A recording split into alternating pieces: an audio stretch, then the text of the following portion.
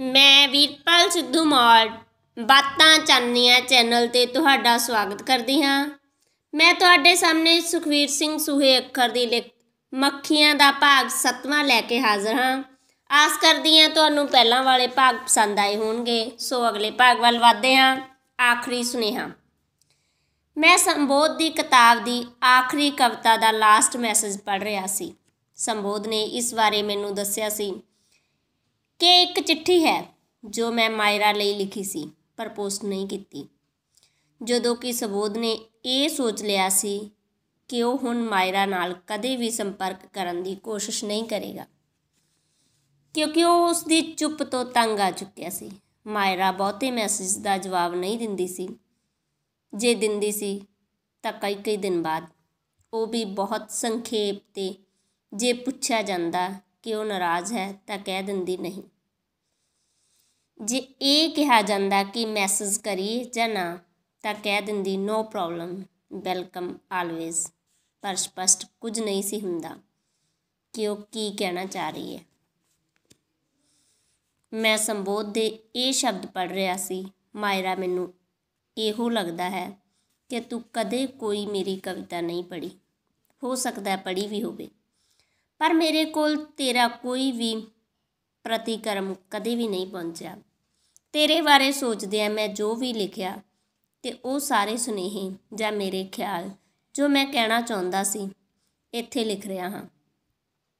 भावें तेरी मेरे प्रति इस चुप ने मैनू मरन दी हद तक तकलीफ दिती है, पर फिर भी मैं कुछ भी बुरा तेरे लिए नहीं कहना चाहता। एक मनुख होण दे नाते ਅਤੇ ਜਦੋਂ कि ਇਹ सब कुछ तेरे बारे लिखिया है, मैं उम्मीद करदा हाँ ਇਹ तेरे द्वारा ਜ਼ਰੂਰ पढ़िया जाए। मेरी इस ग्रह ते जिस ते असी करोड़ां मनुख रहंदे हाँ, इक्को एक इच्छा है कि तू इस नूं ਜ਼ਰੂਰ पढ़ लवीं। जेकर तू इस बारे कुछ भी कहना चाहें ते वो शब्द मेरे तक पहुँच जाण तां इस नाल मेरे मन नूं बड़ी शांति मिलेगी। मैं बरियां दे बाद फिर आया सी इधर तेरे वल नूं, फिर तो वापस परत रहा हाँ। ना मंजूर आकर्षण कुदरती चीज़ है। जिथे नहीं बनता असी चाहुंदे होए भी किसी नूं स्वीकार नहीं कर सकते। इत्थे इंसान बेवस है। मैं समझ सकता हाँ ये तेरी बेवसी है। मैं मर्यादा नाल भरिया होया तेरी बेवसी का मान रखदा हाँ। कविता दे कोल परतदा हाँ, शब्दां नूं गले लगाउंदा हाँ। ये मैनूं कदे भी निराश नहीं करनगे। अपने आप नूं वर्कियां दे हवाले करदा हाँ। अपने हिस्से दी चुप अपने कोल रखदा हाँ। तू मेरी चुप नहीं जानी, तू मेरा मौन नहीं समझिया, पर ये शब्द समझ लैणगे। ये शब्दां दी दात है। ये तां रब आप है। ये उसे दा हुक्म है। असी सिर झुका के मन्निया ते अज मैं अपने हिस्से दा मौन कागज़ ते उतारदा हाँ। हर किसे कोल है अपने हिस्से दी चुप, हर किसे कोल हन अपने हिस्से दे बोल। ते चुप दी कथा है, ये मौन दी दास्ता है। अपने हिस्से दा मौन मैं तेरे तक आया सी। कुछ शब्द बोल बने तो चुपचाप सुन ले ते फिर मैं चुपचाप परत गया तेरी चुप अपने नाल लैके। बरियां तक के चुप मौन विच बदलदी रही। मौन फिर मोक्ष वल तुरन लग्या। इसे अध्यात्मक दे रास्ते ते एक दिन मौन टुट गया। मेरियां सारियां चुप्पां तिलक गईयां। फिर एक कविता बनन लगी अपने हिस्से दा मौन। ਜਿਹੜੇ शब्द सुने नहीं जाते, ਜਿਹੜੇ शब्द बोले नहीं जाते, उन्हां नूं कुदरत सांभ लैंदी है अपनी आगोश विच। वो हवा विच खुशबू वांग घुल जाते हैं। वो आत्मा तक चले जाते हैं। वो साडी सारी उम्र का सच बनते हैं। वो बिल्कुल उसे वर्गे हो जाते हैं जिस बारे लिखे जाते हैं।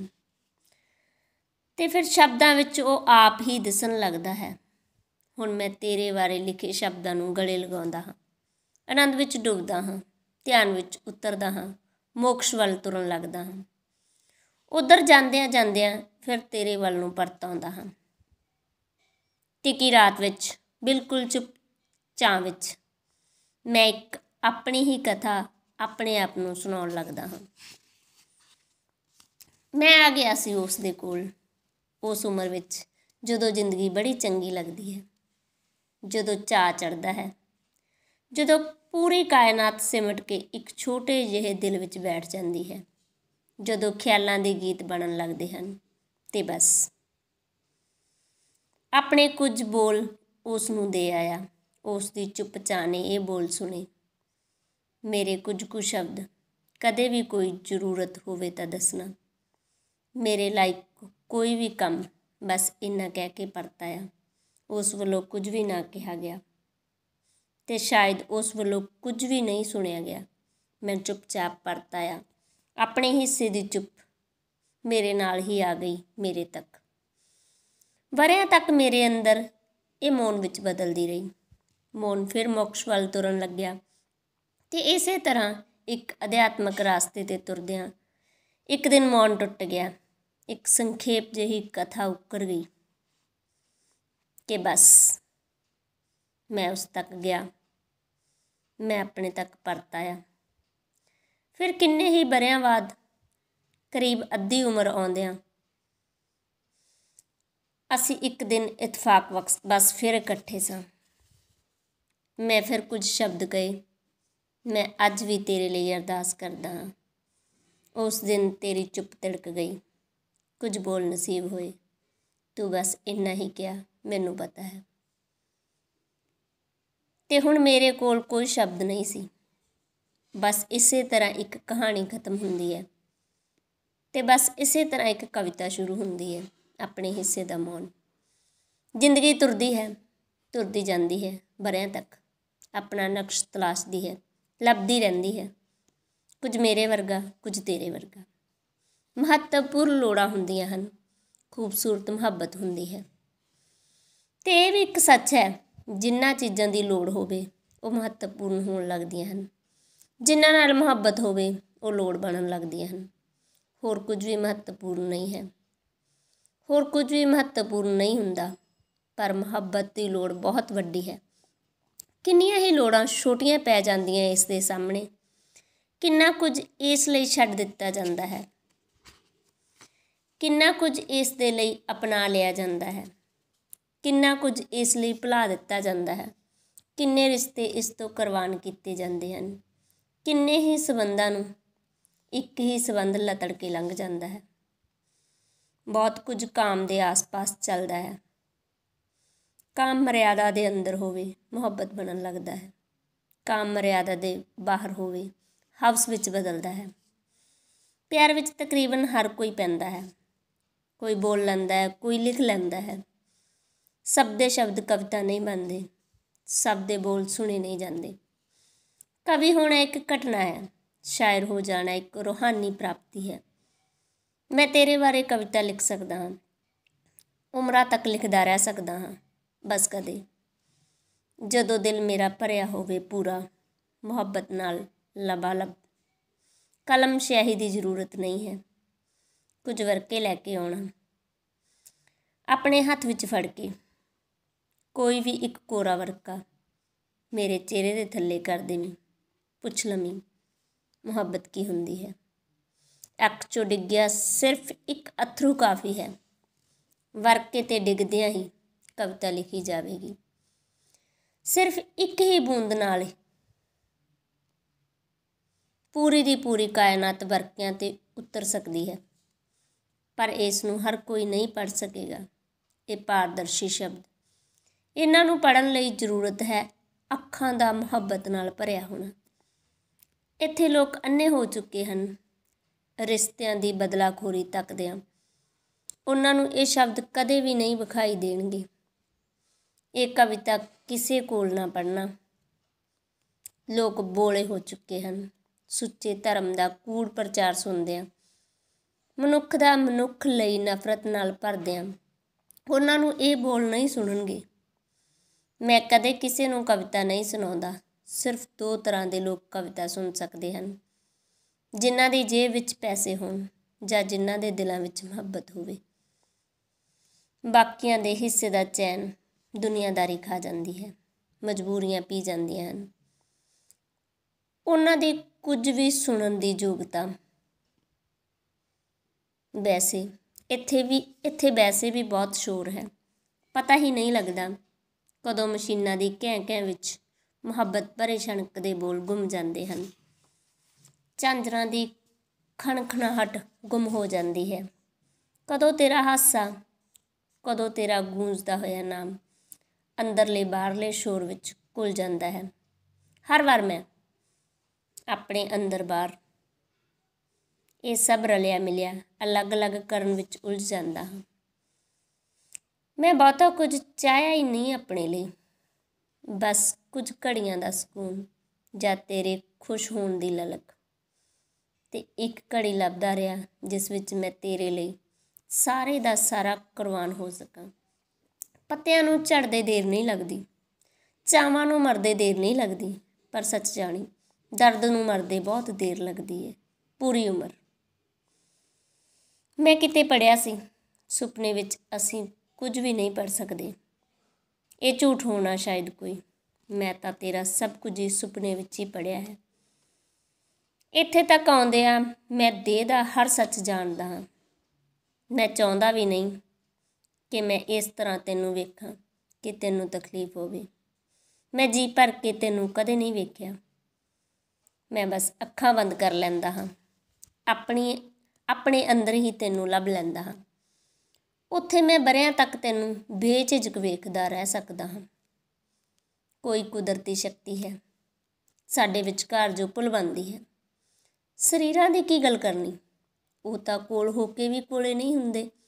ਅਸੀਂ ਤਾਂ ਫਕੀਰ ਜਿਹੇ ਆਦਮੀ ਹਾਂ। ਫਕੀਰ ਨਾਲ ਤੇ ਰੋਗੀ ਨਾਲ ਹਰ ਕੋਈ ਨਹੀਂ ਰਹਿ ਸਕਦਾ।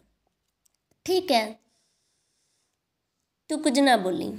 ਤੂੰ ਮੇਰੇ ਲਈ ਲਿਖ ਦੇਵੀਂ ਕਿਤੇ ਵੀ 2 ਸ਼ਬਦ, ਭਾਵੇਂ ਸੁਪਨੇ ਵਿੱਚ ਹੀ ਸਹੀ।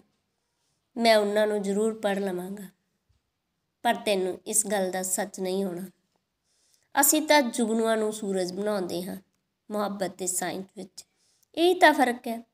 ਸਾਇੰਸਦਾਨ ਉਮਰਾਂ ਤੱਕ ਖੋਜਦੇ ਰਹਿੰਦੇ ਹਨ ਤਾਰਿਆਂ ਦਾ ਰਹੱਸ, ਤੇ ਅਸੀਂ ਜੇਬ ਵਿੱਚ ਪਾ ਕੇ ਤੁਰ ਪੈਂਦੇ ਹਾਂ ਪੂਰੀ ਦੀ ਪੂਰੀ ਆਕਾਸ਼ ਗੰਗਾ। ਜਾਂ ਕਿਸੇ ਟਿਕੀ ਰਾਤ ਵਿੱਚ ਖਾਲੀ ਜਿਹੇ ਦਿਲ ਨੂੰ ਚੰਨ ਦੀ ਚਾਨਣੀ ਨਾਲ ਭਰ ਲੈਂਦੇ ਹਾਂ। ਵੈਸੇ ਤਾਂ ਕਦੇ ਇੱਧਰ ਨਹੀਂ ਆਉਣਾ। ਜ਼ਿੰਦਗੀ ਰਾਸਤੇ ਬਦਲ ਦਿੰਦੀ ਹੈ ਸਭ ਦੇ। ਰਾਸਤੇ ਬਦਲਦਿਆਂ ਹੀ ਪਤਾ ਨਹੀਂ ਲੱਗਦਾ, ਕਈ ਵਾਰ ਮੰਜ਼ਿਲਾਂ ਬਦਲ ਜਾਂਦੀਆਂ ਹਨ। ਰਾਸਤਿਆਂ ਦੇ ਬਦਲਦਿਆਂ ਹੀ ਸਾਥੀ ਵੀ ਬਦਲਣ ਲੱਗਦੇ ਹਨ। ਬਹੁਤੇ ਦੋਸਤ ਦੁਸ਼ਮਣ ਬਣਦੇ ਹਨ, ਬਹੁਤੇ ਆਪਣੇ ਬੇਗਾਨੇ ਹੋ ਜਾਂਦੇ ਹਨ। ਸਭ ਕੁਝ ਪੁਰਾਣਾ ਭੁੱਲਣ ਲੱਗਦਾ ਹੈ। ਹੌਲੀ ਹੌਲੀ ਕਿੰਨਾ ਕੁਝ ਚੇਤਿਆਂ ਵਿੱਚੋਂ ਵਿਸਰ ਜਾਂਦਾ ਹੈ। ਸੁਪਨਿਆਂ ਦਾ ਕੀ ਹੈ, ਰੋਜ਼ ਹੀ ਜੰਮਦੇ ਮਰਦੇ ਹਨ। ਹਰ ਰੋਜ਼ ਨਵੇਂ ਸੁਪਨੇ ਆਪਣੀ ਉਂਗਲ ਫੜ ਕੇ ਸਾਨੂੰ ਅਲੱਗ ਹੀ ਪਗਡੰਡੀਆਂ 'ਤੇ ਤੋਰ ਲੈਂਦੇ ਹਨ। ਪਰ ਫਿਰ ਵੀ ਜੇ ਕਦੇ ਮੇਰੇ ਵੱਲ ਆਉਣਾ ਹੋਵੇ, ਐਵੇਂ ਦੁਨਿਆਵੀ ਜਿਹੀ ਮੁਹੱਬਤ ਲੈ ਕੇ ਨਾ ਆਉਣਾ। ਐਵੇਂ ਮੂੰਹ ਮਲਾਜਾ ਜਿਹਾ ਮੇਰਾ ਮਨ ਹੁਣ ਸਰਵ ਸ੍ਰੇਸ਼ਟ ਤੋਂ ਘੱਟ ਕੁਝ ਵੀ ਸਵੀਕਾਰ ਨਹੀਂ ਕਰਦਾ। ਨਾ ਹੀ ਕਿਸੇ ਨੂੰ ਯਾਦ ਰੱਖਣਾ ਸੌਖਾ ਹੈ, ਨਾ ਹੀ ਭੁੱਲਣਾ ਔਖਾ ਹੈ। ਪਰ ਕਈਆਂ ਗੱਲਾਂ ਭੁੱਲਦੀਆਂ ਨਹੀਂ। ਡਾਕਟਰ ਦਿਲਾਂ ਦਾ ਟ੍ਰਾਂਸਪਲਾਂਟ ਕਰਦੇ ਹਨ। ਹੋ ਸਕਦਾ ਹੈ ਕਿਸੇ ਦਿਨ ਦਿਮਾਗ ਦਾ ਵੀ ਟ੍ਰਾਂਸਪਲਾਂਟ ਕਰ ਦੇਣ, ਪਰ ਇਹ ਕਦੇ ਵੀ ਮੁਹੱਬਤ ਟ੍ਰਾਂਸਪਲਾਂਟ ਨਹੀਂ ਕਰ ਸਕਦੇ। ਇਹ ਕੁਦਰਤ ਹੈ, ਸਭ ਦਾ ਸੁਭਾਅ ਨਹੀਂ ਬਦਲਿਆ ਜਾ ਸਕਦਾ। ਇੱਥੇ ਸਭ ਤੋਂ ਵੱਡੇ ਕੰਮ ਬਿਨਾਂ ਸ਼ੋਰ ਦੇ ਹੁੰਦੇ ਹਨ। ਮਨੁੱਖ ਇਸ ਧਰਤੀ 'ਤੇ ਬਹੁਤ ਛੋਟਾ ਪ੍ਰਾਣੀ ਹੈ, ਬਹੁਤ ਹੀ ਛੋਟਾ, ਪਰ ਆਪਣੇ ਆਪ ਨੂੰ ਪੂਰੀ ਕਾਇਨਾਤ ਤੋਂ ਵੱਡਾ ਕਰਕੇ ਵੇਖਦਾ ਹੈ। ਮਨੁੱਖ ਚੁੱਪਚਾਪ ਬਣਦਾ ਹੈ। ਕਦੋਂ ਬਣਨਾ ਸ਼ੁਰੂ ਹੁੰਦਾ ਹੈ, ਕੁੱਖ ਵਾਲੀ ਮਾਂ ਨੂੰ ਵੀ ਮਸਾਂ ਪਤਾ ਲੱਗਦਾ ਹੈ। ਫਿਰ ਕਿੰਨੇ ਸ਼ੋਰ ਨੂੰ ਜਨਮ ਦਿੰਦਾ ਹੈ। ਸੂਰਜ ਚੁੱਪਚਾਪ ਚੜ੍ਹਦਾ ਹੈ, ਚੰਨ ਚੁੱਪਚਾਪ ਸਵੇਰੇ ਅਲੋਪ ਹੋ ਜਾਂਦਾ ਹੈ। ਮਨੁੱਖ ਨੂੰ ਥੋੜ੍ਹੀ ਜਿਹੀ ਖੁਸ਼ੀ ਹੋਵੇ, ਚੀਕਾਂ ਮਾਰਨ ਲੱਗਦਾ ਹੈ। ਥੋੜ੍ਹਾ ਜਿਹਾ ਦੁੱਖ ਹੋਵੇ, ਸਾਰਾ ਜਹਾਨ ਸਿਰ 'ਤੇ ਚੁੱਕ ਲੈਂਦਾ ਹੈ। ਮਨੁੱਖ ਨੂੰ ਸ਼ੋਰ ਦਾ ਨਸ਼ਾ ਹੈ, ਮੇਲੇ ਲੱਗਦੇ ਹਨ। ਇਹਨਾਂ ਲੋਕਾਂ ਨੂੰ ਨਹੀਂ ਪਤਾ ਮੇਲੇ ਸਿਰਫ ਭੀੜ ਹੁੰਦੇ ਹਨ, ਰੌਣਕਾਂ ਤਾਂ ਅੰਦਰ ਦੀ ਕੋਈ ਚੀਜ਼ ਹੈ। ਹੁਣ ਤਾਂ ਕੁਝ ਵੀ ਸਿੱਧਾ ਸਾਡੇ ਤੱਕ ਨਹੀਂ ਆਉਂਦਾ। ਅਸੀਂ ਜਿਨ੍ਹਾਂ ਘਰਾਂ ਵਿੱਚ ਰਹਿੰਦੇ ਹਾਂ ਉੱਥੇ ਜਾਲੀਆਂ ਵਾਲੇ ਦਰਵਾਜ਼ੇ ਹਨ। ਹਵਾ ਪੁਣ ਕੇ ਸਾਡੇ ਤੱਕ ਆਉਂਦੀ ਹੈ। ਪਾਣੀ ਵੀ ਜ਼ਹਿਰੀਲਾ ਹੋ ਗਿਆ ਹੈ। ਹਰ ਚੀਜ਼ ਛਾਨਣੀ ਪੈਂਦੀ ਹੈ। ਪਰ ਤੂੰ ਕਦੇ ਆਵੀਂ, ਸਾਰੇ ਗੁਣਾ ਔਗਣਾ ਸਮੇਤ ਸਵੀਕਾਰ ਕਰਾਂਗਾ। ਇੱਥੇ ਬਹੁਤ ਅਜੀਬ ਤਰ੍ਹਾਂ ਦੇ ਲੋਕ ਹਨ। ਜੇ ਮਾਂ ਵਿੱਚ ਖੋਟ ਹੋਵੇ ਤਾਂ ਉਸ ਦਾ ਵੀ ਚਰਿੱਤਰ ਪੁਣਨ ਲੱਗਦੇ ਹਨ। ਉਹ ਵੀ ਬੁਰੀ ਲੱਗਣ ਲੱਗ ਪੈਂਦੀ ਹੈ। ਇਸੇ ਲਈ ਤਾਂ ਮੈਂ ਮੁਹੱਬਤ ਦਾ ਕਾਇਲ ਹਾਂ, ਮੁਹੱਬਤ ਵਿੱਚ ਡੁੱਬਿਆ ਆਦਮੀ ਹਾਂ। ਬੇਸਵਾ ਨੂੰ ਵੀ ਸਵੀਕਾਰ ਕਰ ਲੈਂਦਾ ਹਾਂ, ਬੇਸਵਾ ਨੂੰ ਵੀ ਦੇਵੀ ਮੰਨਣ ਲੱਗਦਾ ਹਾਂ। ਮੈਂ ਸਵੇਰੇ 2:30 ਵਜੇ, 3 ਵਜੇ, 4 ਵਜੇ ਉੱਠ ਕੇ ਬਹਿ ਜਾਂਦਾ ਹਾਂ। ਘਰ ਵਿੱਚ ਚੁੱਪ-ਚਾਂ ਹੈ। ਘੜੀਆਂ ਦੀ ਟਿਕ-ਟਿਕ ਸੁਣਦੀ ਹੈ।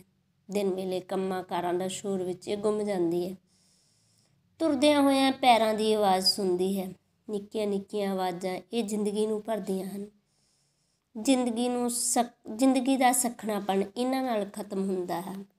ਮੈਂ ਇਸ ਵੇਲੇ ਸਵੇਰੇ ਕਵਿਤਾ ਲਿਖਦਾ ਹਾਂ, ਤੈਨੂੰ ਯਾਦ ਕਰਦਾ ਹਾਂ ਜਾਂ ਰੱਬ ਦਾ ਨਾਂ ਲੈਣ ਲੱਗਦਾ ਹਾਂ, ਬਸ ਥੋੜ੍ਹਾ ਜਿਹਾ ਜਿੰਨਾ ਕੁ ਹੋ ਸਕੇ।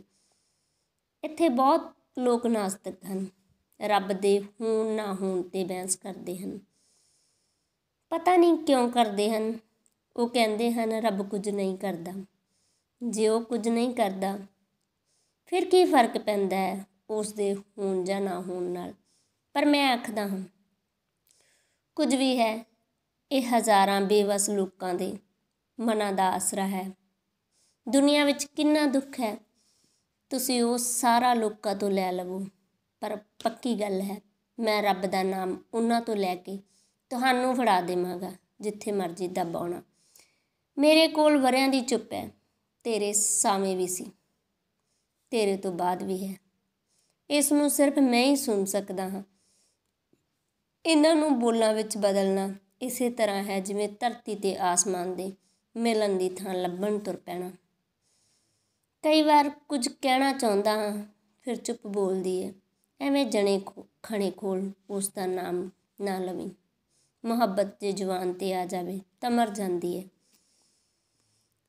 ਕਿਸੇ ਦਾ ਹੋ ਕੇ ਜਿਉਣਾ ਆਪਣੇ ਆਪ ਨੂੰ ਗਵਾਉਣਾ ਹੈ। ਪਰ ਜੇ ਕੋਈ ਇਸ ਤਰ੍ਹਾਂ ਸੱਚਮੁੱਚ ਹੀ ਗੁੰਮ ਜਾਵੇ, ਅਖੀਰ ਤੱਕ ਧੱਕੇ ਧੌਲੇ ਖਾਂਦਿਆਂ ਆਪਣੇ ਆਪ ਕੋਲੋਂ ਹੀ ਪਰਤ ਆਉਂਦਾ ਹੈ। ਜ਼ਿੰਦਗੀ ਦਾ ਇਹੀ ਮਕਸਦ ਹੈ। ਉਹ ਵਾਰ-ਵਾਰ ਸਾਨੂੰ ਆਪਣੇ ਕੋਲ ਲੈ ਕੇ ਆਉਂਦੀ ਹੈ। ਅਸੀਂ ਪੱਲਾ ਛੁਡਾ ਕੇ ਭੱਜਦੇ ਹਾਂ। ਅਸੀਂ ਆਪਣੇ ਕੋਲ ਨਹੀਂ ਬੈਠ ਸਕਦੇ। ਮਨ ਦੀ ਸ਼ਾਂਤੀ ਲਈ ਲੋਕ ਪਤਾ ਨਹੀਂ ਕਿੱਥੇ ਕਿੱਥੇ ਜਾ ਬੈਠਦੇ ਹਨ, ਪਰ ਮੈਂ ਇਕੱਲਾ ਬੈਠਦਾ ਹਾਂ। ਕਿਸੇ ਵੀ ਮਹਾਨ ਆਦਮੀ ਕੋਲ ਬੈਠਣ ਨਾਲੋਂ ਉੱਥੇ ਬੈਠਣਾ ਹਮੇਸ਼ਾ ਬਿਹਤਰ ਹੈ ਜਿੱਥੇ ਕੋਈ ਤੁਹਾਨੂੰ ਪਿਆਰ ਕਰਨ ਵਾਲਾ ਹੋਵੇ। ਮੇਰੀ ਵਰ੍ਹਿਆਂ ਦੀ ਚੁੱਪ ਮੌਨ ਵਿੱਚ ਬਦਲ ਗਈ ਹੈ। ਧਰਤੀ 'ਤੇ ਬ੍ਰਹਿਮੰਡ ਵਿੱਚ ਇੱਕ ਦਿਨ ਇਹੀ ਹੋਣ ਵਾਲਾ ਹੈ। ਸਭ ਸ਼ੋਰ ਖਤਮ ਹੋ ਜਾਵੇਗਾ, ਸਭ ਖਤਮ। ਫਿਰ ਕਾਇਨਾਤ ਆਪਣੇ ਮੌਨ ਵਿੱਚ ਚਲੀ ਜਾਵੇਗੀ। ਇਹ ਉੱਥੋਂ ਹੀ ਸ਼ੁਰੂ ਹੋਈ ਸੀ ਜਿਵੇਂ ਆਦਮੀ ਚੁੱਪ-ਚਾਪ 'ਚੋਂ ਜਨਮਦਾ ਹੈ, ਫਿਰ ਸ਼ੋਰ ਕਰਦਾ ਹੈ, ਫਿਰ ਚੁੱਪ ਹੋ ਜਾਂਦਾ ਹੈ। ਇੱਕ ਦਿਨ ਫਿਰ ਮੌਨ। ਕਵਿਤਾ ਦਾ ਲਿਖਿਆ ਜਾਣਾ ਕੁਦਰਤ ਦੇ ਹੱਥਾਂ ਦੀਆਂ ਤਲੀਆਂ 'ਤੇ ਆਉਣਾ ਹੈ। ਕਾਗਜ਼ 'ਤੇ ਸੁਪਨੇ ਬਣਨਾ, ਦਿਲ 'ਤੇ ਅਰਮਾਨਾਂ ਦਾ ਗੂੰਜਣਾ ਹੈ। ਸਾਲਾਂ ਬੱਧੀ ਵਕਤ ਲੰਘਦਾ ਹੈ। ਕਦੇ-ਕਦੇ ਕੋਈ ਕਵੀ ਹੁੰਦਾ ਹੈ। ਲੱਖਾਂ ਚੱਪਾਂ ਤਿੜਕਦੀਆਂ ਹਨ, ਲੱਖਾਂ ਚੁੱਪਾਂ ਤਿੜਕਦੀਆਂ, ਇੱਕ ਯੁੱਗ ਦਾ ਮੌਨ ਟੁੱਟਦਾ ਹੈ। ਐਵੇਂ ਤਾਂ ਨਹੀਂ ਮਨੁੱਖ ਸ਼ਾਇਰ ਤੇ ਫਕੀਰ ਹੁੰਦੇ।